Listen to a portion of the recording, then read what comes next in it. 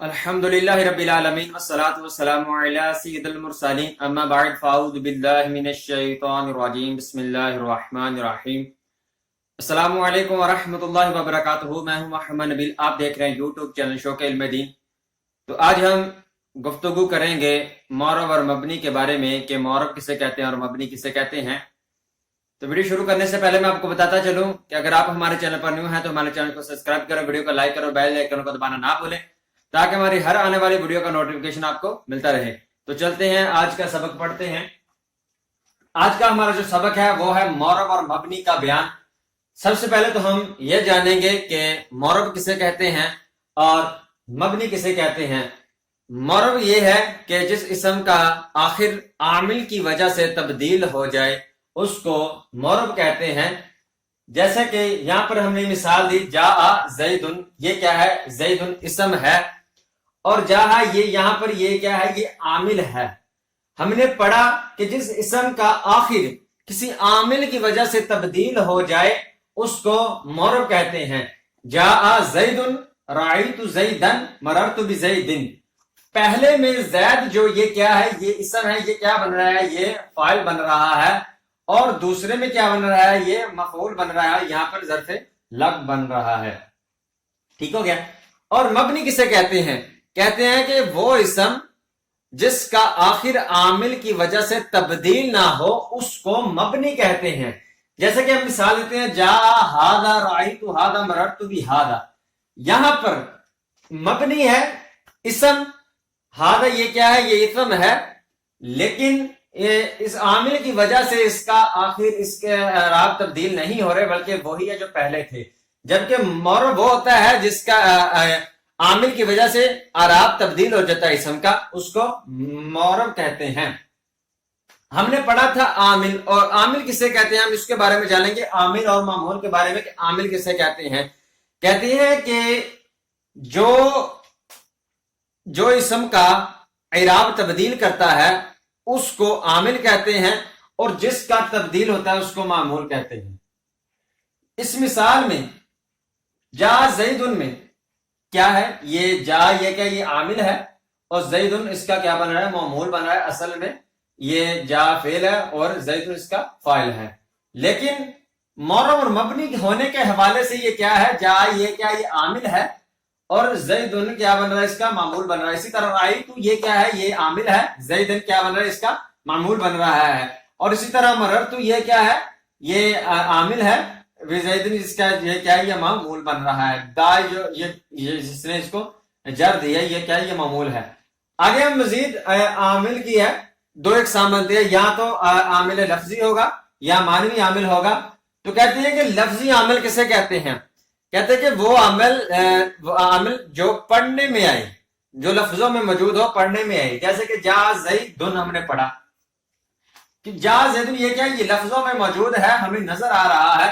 رأیت اسی طرح آگے مثال یہ ان میں سے کوئی بھی مثال لے سکتے ہیں آپ، پہلے میں سے جا زیدن بھی آپ یہاں پر لفظی عامل میں لے سکتے ہیں جو لفظوں میں آ رہا ہو، جو لفظوں میں پڑھا جا سکتا ہو۔ اور اس طرح رأیت زیدن یہ بھی آ رہا ہے، مررت بزیدن یہ بھی لفظوں میں موجود ہے۔ تو لفظی عامل وہ عامل ہوتا ہے جو لفظوں میں موجود ہو، ٹھیک ہے، پڑھنے میں آ رہا ہو، اس کو لفظی عامل کہتے ہیں۔ معنوی عامل کسے کہتے ہیں؟ معنوی عامل جو لفظوں میں پڑھنے میں نہ آئے، ٹھیک ہے، جو لفظوں میں پڑھنے میں نہ آئے، جیسے زید قائم یہ کیا ہے؟ یہ لفظی عامل ہے۔ اب لفظی عامل یہ معنوی عامل ہے، اور معنوی عامل تین طرح کا ہوتا ہے۔ پہلا معنوی عامل کسی طرح کا ہوتا ہے کہ معنوی عامل مبتدا ہوگا، یا پھر مبتدا کی جو خبر ہوگی وہ بھی کیا ہوتا ہے؟ وہ بھی معنوی عامل ہوتا ہے۔ اور فعل مضارع مرفوع وہ بھی کیا ہوتا ہے؟ وہ بھی معنوی عامل ہوتا ہے۔ اور ان تینوں کے علاوہ جتنے بھی عامل ہوتے ہیں وہ کیا ہوتے ہیں؟ لفظی عامل ہوتے ہیں۔ یہ تینوں ہی مبتدا کی خبر اور فعل مضارع مرفوع یہ تینوں معنوی عامل ہوتے ہیں۔ یہاں پر زید قائم یہ کیا؟ یہ مبتدا اور خبر بن رہا ہے، اس لیے یہ کیا ہے؟ یہ معنوی عامل ہے جو کہ لفظوں میں پڑھنے موجود نہیں ہوتا، پڑھنے میں نہیں آتا۔ اور آگے کہتے ہیں اعراب۔ اعراب کسے کہتے ہیں؟ کہتے ہیں کہ حرکت یا حروف کے ذریعے سے معرب کا آخر تبدیل ہوتا ہے، اس کو اعراب کہتے ہیں۔ جن حرکت اور حروف سے मुअर्रब का आखिर तब्दील होता है उसको इराब कहते हैं। अब इराब भी दो तरह का होता है, या तो इराबिल हरकत होगा या इराबिल हरूफ होगा। अगर तो इराबिल हरकत हो तो ये इराबिल हरकत क्या होता है, दम्मा फता कसरा, मतलब कि रफा नसब जर, इसको क्या कहते हैं। जैसे कि यहां पर हमने पढ़ा जा ज़ैदुन राइतु ज़ैदन मररतु बिज़ैदिन, ठीक हो गया। पहले में क्या है, इस पर दमा है, इस पर क्या है फता है, और बिज़ैदिन ये क्या है, ये कसरा है, ठीक है। इराबिल हरकत इसे कहते हैं। आगे इराबिल हरूफ, दो तरह के इराब होते हैं, इराबिल हरूफ भी होता है। इराबिल हरूफ में क्या क्या आ रहा है चीजें, वाव होगा, अलिफ होगा या फिर या होगा। जैसे कि हम यहां पर मिसाल दे देते हैं, यहां पर हम लिखते हैं जा अखू, ठीक हो गया, राइतु अखाव और मररतु भी अखी, ये तीनों मिसालें भी हम यहां पर लिख देते हैं। यहां पर जो इराब है वो इराबिल क्या है, हरूफ है, वाव आ रहा है। इराबिल हरकत 3, इराबिल हरूफ भी 3, वाव अलिफ और या। आगे फिर कहते हैं कि इराब पढ़ने में दो तरह के आ सकते हैं। इराब जो मरब और मबनी पर आते हैं वो या तो इराब लफ्जी होगा या फिर तकदीरी इराब होगा। अगर तो वो लफ्जी इराब हो तो लफ्जी इराब किसे कहते हैं, वो इराब जो पढ़ने में आई उसको लफ्जी इराब कहते हैं। जो इराब पढ़ने में आ जाएगा उसको लफ्जी इराब कहेंगे। जैसे कि हम यहां पर मिसाल देते हैं, जा ज़ैदुन, जा ज़ैदुन हमने पढ़ा, ये क्या है, ये लफ्जी इराब बिल हरकत की ये मिसाल है। और जा अखूहु ये लफ्जी इराब बिल हरूफ की मिसाल ये है।